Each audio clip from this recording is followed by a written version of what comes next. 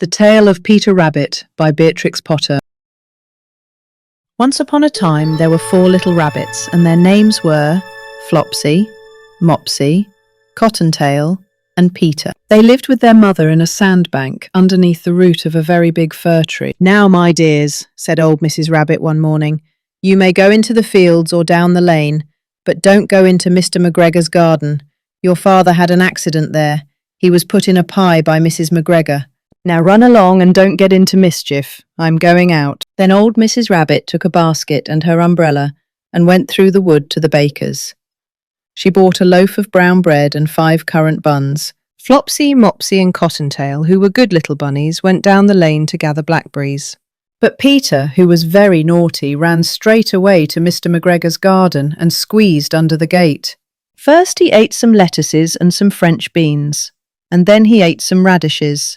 And then, feeling rather sick, he went to look for some parsley. But round the end of a cucumber frame, whom should he meet but Mr. McGregor? Mr. McGregor was on his hands and knees planting out young cabbages, but he jumped up and ran after Peter, waving a rake and calling out, "Stop, thief!" Peter was most dreadfully frightened. He rushed all over the garden, for he had forgotten the way back to the gate. He lost one of his shoes among the cabbages and the other shoe amongst the potatoes.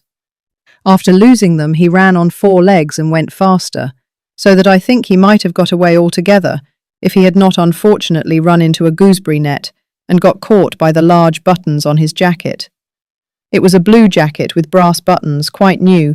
Peter gave himself up for lost and shed big tears, but his sobs were overheard by some friendly sparrows, who flew to him excited in great excitement and implored him to exert himself. Mr. McGregor came up with a sieve which he intended to pop upon the top of Peter, but Peter wriggled out just in time, leaving his jacket behind him, and rushed into the tool shed and jumped into a can. It would have been a beautiful thing to hide in if it had not had so much water in it. Mr. McGregor was quite sure that Peter was somewhere in the tool shed, perhaps hidden underneath a flower pot. He began to turn them over carefully, looking under each. Presently Peter sneezed. Mr. McGregor was after him in no time, and tried to put his foot upon Peter, who jumped out of a window, upsetting 3 plants. The window was too small for Mr. McGregor, and he was tired of running after Peter. He went back to his work. Peter sat down to rest. He was out of breath and trembling with fright, and he had not the least idea which way to go. Also, he was very damp with sitting in that can. After a time, he began to wander about, going and looking all round. He found a door in a wall, but it was locked, and there was no room for a fat little rabbit to squeeze underneath. An old mouse was running in and out over the stone doorstep, carrying peas and beans to her family in the wood. Peter asked her the way to the gate, but she had such a large pea in her mouth that she could not answer. She only shook her head at him. Peter began to cry. Then he tried to find his way straight across the garden, but he became more and more puzzled. Presently he came to a pond where Mr. McGregor filled his water cans. A white cat was staring at some goldfish.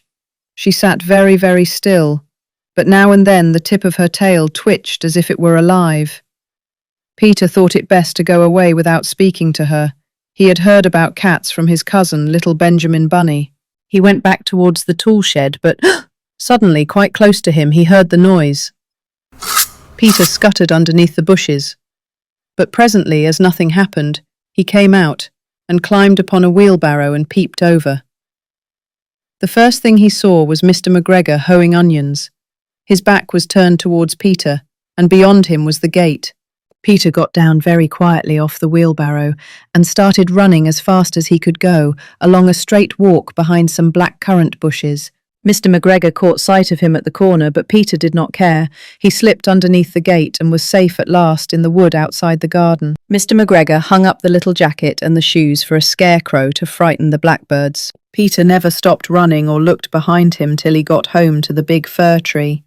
He was so tired that he flopped down upon the nice soft sand on the floor of the rabbit hole and shut his eyes. His mother was busy cooking. She wondered what he had done with his clothes. It was the second little jacket and pair of shoes that Peter had lost in a fortnight. I am sorry to say that Peter was not very well during the evening. His mother put him to bed and made some chamomile tea, and she gave a dose of it to Peter. 1 tablespoonful to be taken at bedtime. But Flopsy, Mopsy and Cottontail had bread and milk and blackberries for supper. The end.